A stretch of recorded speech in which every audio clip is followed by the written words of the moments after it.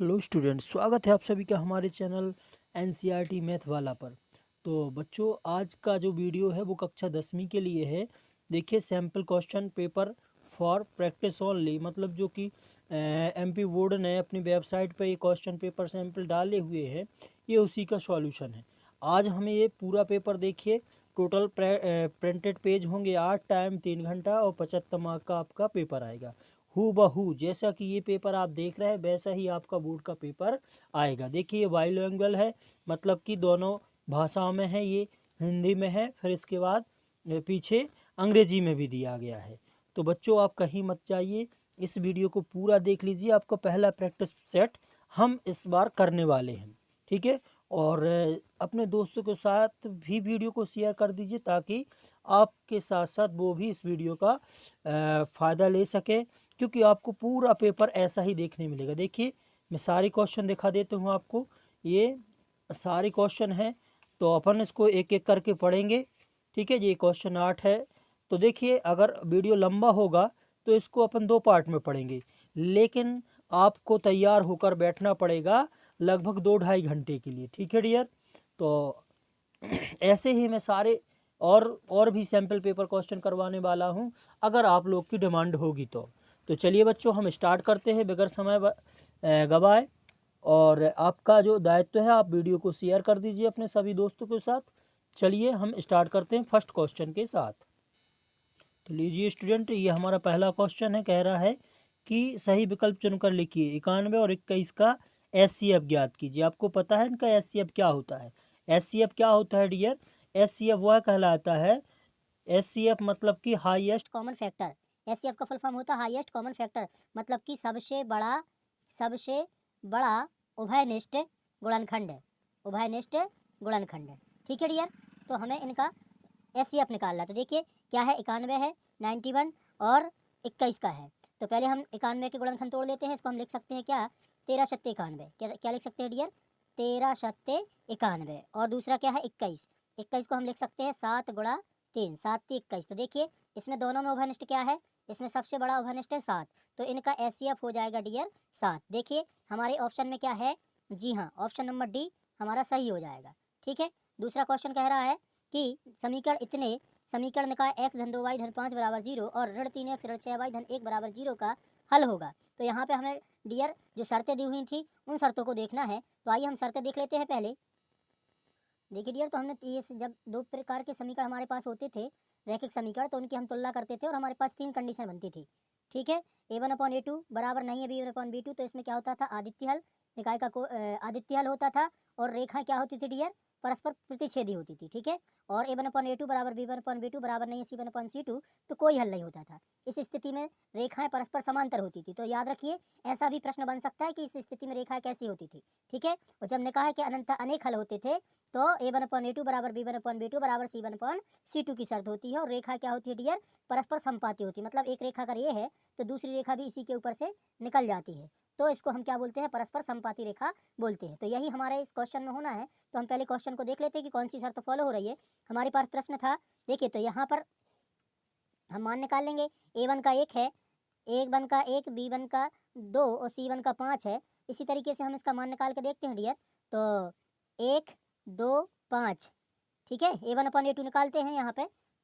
देखिए डियर, हमें इसको बताना है कि इसका कौन सा होगा, आदित्य कोई हल नहीं, अनंत हल, बिल्कुल सरल है। यहाँ पे अपन मान निकाल लेंगे a1/a2 का। तो a1 का आ रहा है 1, a2 का कितना है डियर, माइनस का 3, तो 1/3। b1/b2 निकालिए, तो b1/b2 यानी 2 बटा कितना आ रहा है, b2 कितना था, ऋण का 6, ऋण का 6, तो 2 एकम 2, 2 तिया 6, 1/3 आ रहा है। अब अपन निकाल लेते हैं डियर c1/c2।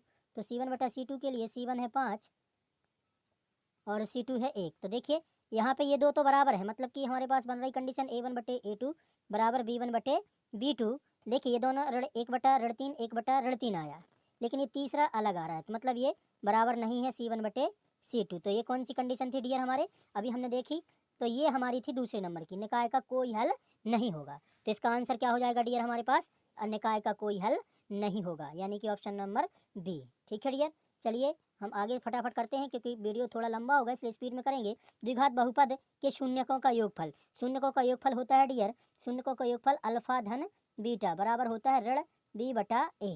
तो देखिए इसमें हम बी का मान रखेंगे, बी का कितना होता है ऋण बी बटा ए, मतलब ये तो फॉर्मूला ही है, तो ऑप्शन नंबर सी सही हो जाएगा। ठीक है डियर। इसके बाद हम देखते हैं द्विघात समीकरण का विभक्त कर। विभक्त कर का सूत्र क्या था डियर, बी वर्ग ऋण 4ac। तो इसमें हम मान रख देंगे, बी का मान है ऋण का 4, ऋण 4 का संपूर्ण वर्ग ऋण 4, ए के स्थान पर देखिए यहाँ का गुणांक लेते हैं तो 1 और सी का हो जाएगा 4। तो 4 का वर्ग होता है 4 चौके 16, ऋण 4 चौके 16, यानी कि 16 में से 16 जाएगा तो कितना बचेगा 0। तो क्या हमारे पास 0 है, बिल्कुल है। तो हमारा ऑप्शन सी हो जाएगा इसका करेक्ट आंसर। कह रहा है कि वृत्त के किसी बिंदु पर खींची गई स्पर्श रेखाओं की संख्या। वृत्त के किसी बिंदु पर, देखिए कोई वृत्त है, ये कोई वृत्त है, इसके बिंदु पर अगर कोई स्पर्श रेखा खींचते हैं हम, तो कह रहा है कि स्पर्श रेखाओं पर संख्या, वृत्त के किसी बिंदु पर खींची गई स्पर्श रेखाओं की संख्या तो कितनी हो सकती है डियर, एक ही हो सकती है। ठीक है। इसके बाद हम अगला क्वेश्चन देखते हैं, क्वेश्चन नंबर 5। देखिए डियर, 6वें क्वेश्चन में है बिंदु इतने और इतने के बीच की दूरी निकालना है। तो आपको पता होगा कि दूरी का सूत्र होता है x2 माइनस x1 का संपूर्ण वर्ग, y2 माइनस y1 का संपूर्ण वर्ग।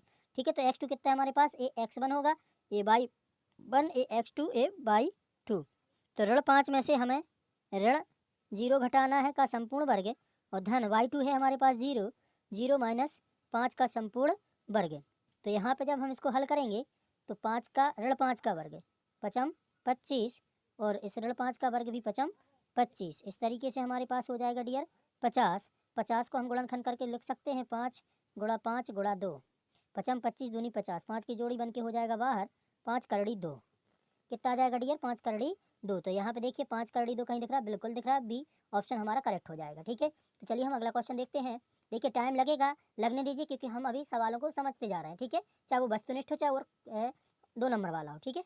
तो थोड़ा टाइम लगेगा, अपन इसको 2 पार्ट में कर लेंगे, तो परेशान मत होइए। चलिए आगे डियर है अगला क्वेश्चन, क्वेश्चन नंबर 2, रिक्त स्थानों की पूर्ति करिए। तो देखिए कहा गया त्रिघात बहुपद के खाली स्थान शून्यक होंगे। तो आप बच्चों ध्यान रखना, जितने की घात होगी बहुपद पर उतने उसके शून्यक होंगे। तो अगर 3 है तो 3 शून्यक, 2 है तो 2 शून्यक, और 4 है तो 4।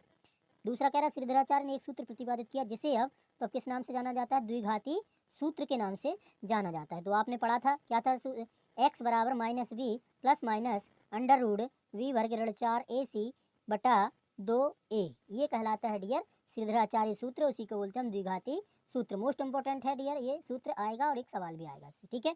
इसमें कह रहा है समांतर श्रेणी 5, 10, 15 का 10वां पद। तो 10वां पद निकालना है, क्या होता था डियर 10वां पद, a धन 9d।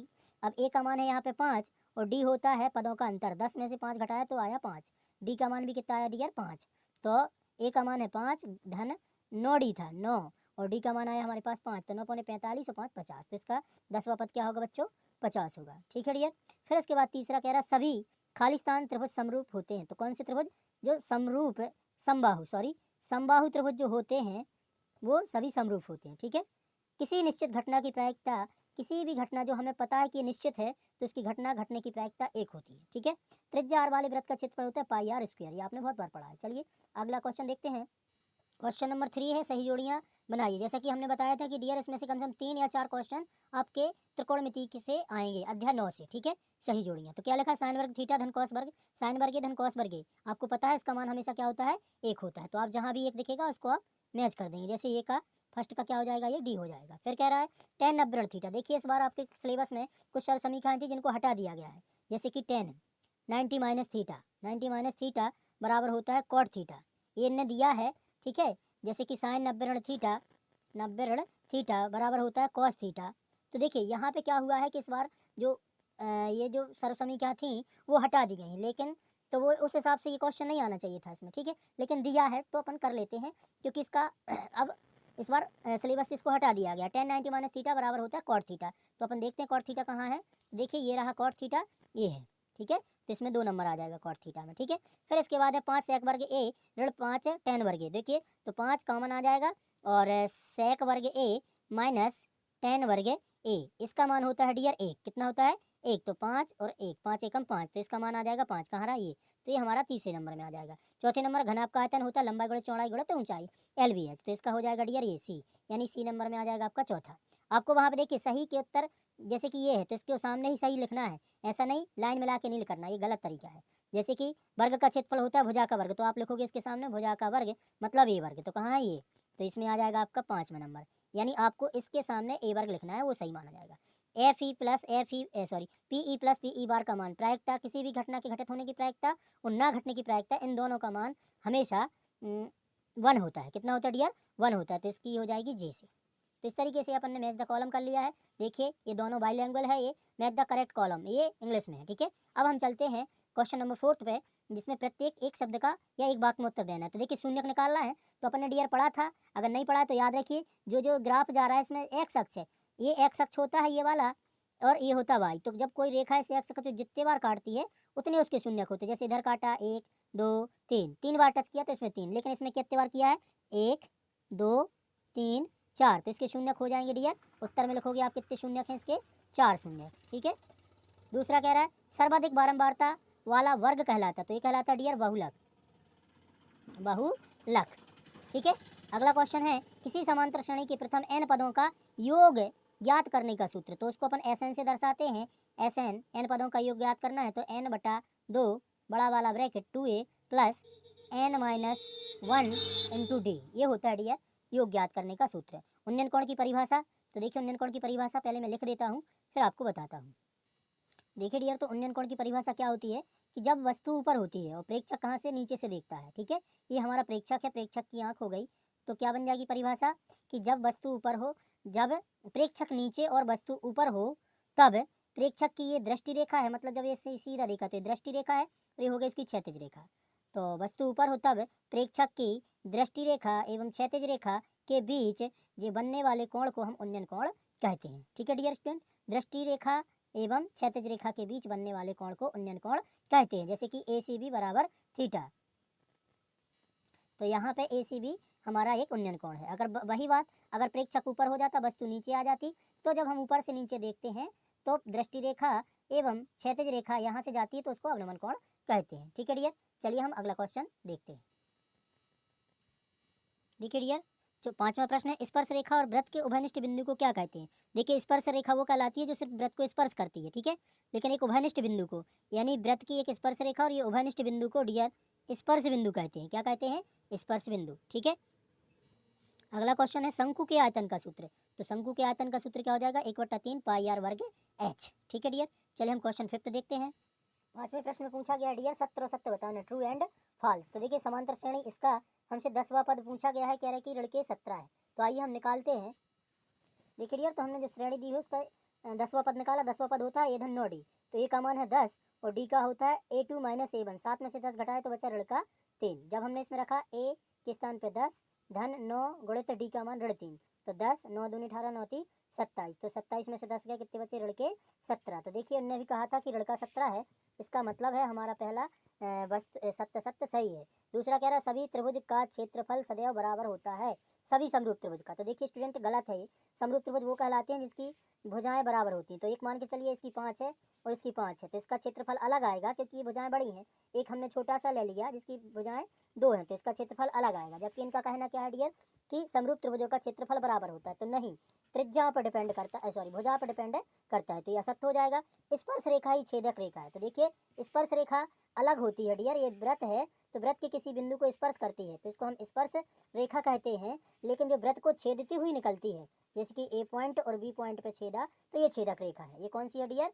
ये हमारी छेदक रेखा है और ये हमारी स्पर्श रेखा है। जबकि इनका कहना क्या है कि स्पर्श रेखा ही छेदक रेखा है, तो ये भी असत्य हो जाएगा, रॉन्ग हो जाएगा। देखिए डियर अर्धगोला, अर्धगोले का पूरे गोले का होता है आयतन 4/3 पाई r घन, लेकिन यहाँ पे इनने कहा है कि अर्धगोले का, तो अर्धगोले का आधा हो जाएगा, वो कितना होगा?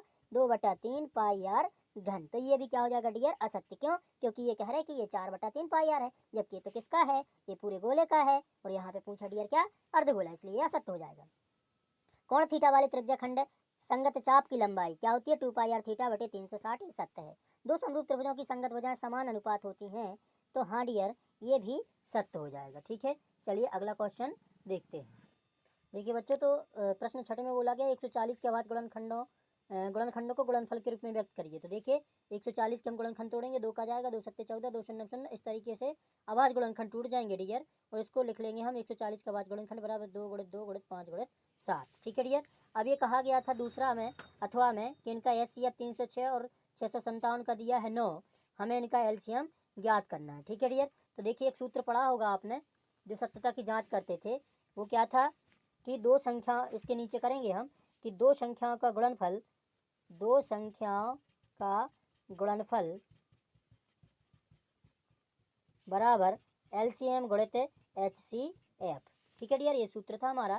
तो इसमें रख देंगे दो संख्या हमारे पास, एक है 306 गुणा दूसरी है 657 बराबर LCM इनका दिया नहीं दिया, HCF दिया है हमें 9। तो LCM हमको निकालना, तो LCM जाएंगे कि तई गुणा 9। देखिए आपको पता है ये गुणा में है तो ये भाग में जाएगा, यानी अगले स्टेप में चला जाएगा बटा में। तो हम यहीं से 9 से काट सकते हैं, इसको काट देते हैं। 9 7 63 बचे 2 हो गए 27, 9 2 18 9 3 27। तो 306 गुणित 73, इसका जो गुणा करेंगे तो वो LCM होगा। ठीक है डियर, तो आप गुणा कर लेना, ये इसका आंसर हो जाएगा। देखिए डियर, ये 6वां क्वेश्चन हो गया। तो 7वां है, कह रहा है कि 4u वर्ग धन 8u के शून्य ज्ञात करिए, और अथवा में कह रहा है 15x वर्ग धन 12x धन 7 के शून्य का गुणनफल ज्ञात करिए। तो देखिए स्टूडेंट, इसका सॉल्यूशन मैंने ये है, देखिए इसके गुणनखंड निकालेंगे हम। तो 4u वर्ग धन 8u बराबर 0। 4 को लिख सकते हैं हम डियर क्या, 2 गुणा 4 गुणा u को लिख सकते हैं हम u into U double, plus 8 को लिख सकते हैं हम 2 चौके 8, यानी 2 गुणे 4u। तो देखिए 4u हमने उभयनिष्ठ बाहर निकाल लिया, इधर बच गया 1u धन बच गया 2 बराबर 0।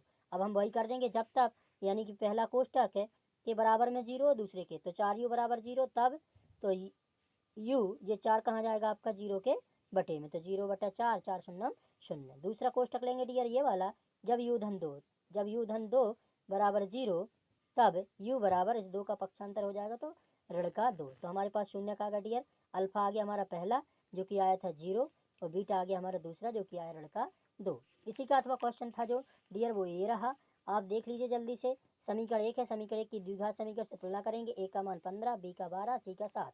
हमसे पूछा था ओनली शून्यकों का गुणनफल, तो शून्यकों का गुणनफल का सूत्र लगा देंगे डियर, जो कि होता है अल्फा इंटू बीटा बराबर c बटा a। तो अल्फा इंटू बीटा बराबर c बटा a, तो c की वैल्यू 7 हुई, a की वैल्यू 15 हुई। इस तरीके से 7 बटे 15 हमारे सवाल का आंसर हो गया। तो बच्चों मैं जल्दी इसलिए करवा रहा हूँ ताकि वीडियो ज़्यादा लंबा ना हो, फिर भी आधे घंटा का ये फर्स्ट पार्ट होगा, इससे बड़ा सेकंड पार्ट होगा। ठीक है डियर, देखिए डियर क्वेश्चन नंबर 8 है, कह रहा है कि अनुपातों a1 बटे a2 b2 c1 बटे c2 की तुलना कर ज्ञात कीजिए कि निम्न रेखाएं बिंदु पर प्रतिच्छेद करती हैं अथवा समांतर हैं अथवा समपाती हैं।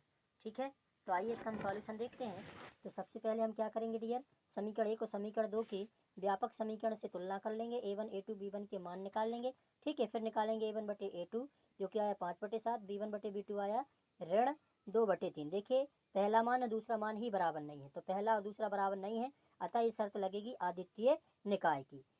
अतः निकाय का आदित्य हल होगा। लेकिन यहाँ पर डियर इन्होंने पूछा था हमसे कि रेखाएं कैसी होंगी, तो आदित्य निकाय में रेखाएं क्या होती हैं, प्रतिच्छेदी होती हैं। पर नीचे लिख देंगे अतः रेखाएं प्रतिच्छेदी होंगी। क्या होंगी डियर, रेखाएं प्रतिच्छेदी होंगी। ठीक है, इसके बाद इसका अथवा था, अथवा क्या था बच्चों, अथवा और सरल क्वेश्चन था विलोपन विधि द्वारा कि रैखिक समीकरण को हल करिए। तो इसको अपन को जोड़ना था। देखिए इसका सॉल्यूशन ये रहा, दिया है समीकरण 1 और 2 को अपन जोड़ देंगे तो y धन का है, y ऋण का, y से y कट जाएगा, 2x बराबर 14 4 18, x एक चला जाएगा बटे में, तो x का मान आ जाएगा 9। अब क्या करेंगे डियर, हम x के मान को समीकरण 1 में जाके रख देंगे, जहाँ पे x था वहाँ पे हम क्या रख देंगे 9। 9 धन y बराबर 14, तो y 9 का हो जाएगा पक्षांतर, 14 ऋण 9, तो y बराबर 5। ये हमारे आंसर आ गए डियर। तो वीडियो बहुत लंबा हो रहा है, तो इसके बाद के जो क्वेश्चन हैं वो बड़े वाले हैं, तो उसको अपन दूसरे पार्ट में करेंगे। ये हमारा पार्ट फर्स्ट था। ठीक है, तो आशा है आपको ये वीडियो अच्छा लगा होगा, और अगर आपको इस वीडियो से सैम्पल पेपर से थोड़ी भी हेल्प होती है तो आप हमारे चैनल के लिए सब्सक्राइब कर सकते हैं, और वीडियो को अपने दोस्त के साथ शेयर कर दीजिए। देखिए आपको लगता है कि ये सिंपल है, नहीं सिंपल नहीं है, इसके पीछे बहुत मेहनत लगती है डियर। पहले हमको ये कंटेंट निकालना पड़ता है वेबसाइट से, फिर इसके बाद इसको सॉल्व करके आपको बताना पड़ता है एक एक चीज़। ठीक है डियर, तो अगर आप कमेंट्स करेंगे तो इसका सेकंड पार्ट बहुत ही जल्दी लाएंगे। ठीक है डियर, चलिए मिलते हैं नेक्स्ट वीडियो में, बाय।